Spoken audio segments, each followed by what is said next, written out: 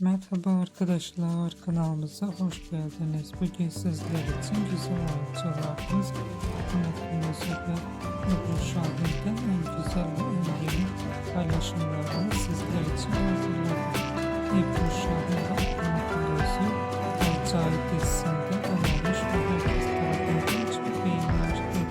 Biz de sizler için bu güzel oyuncularımızdan en güzel ve en güzel fotoğrafları hazırladık. Bu videoları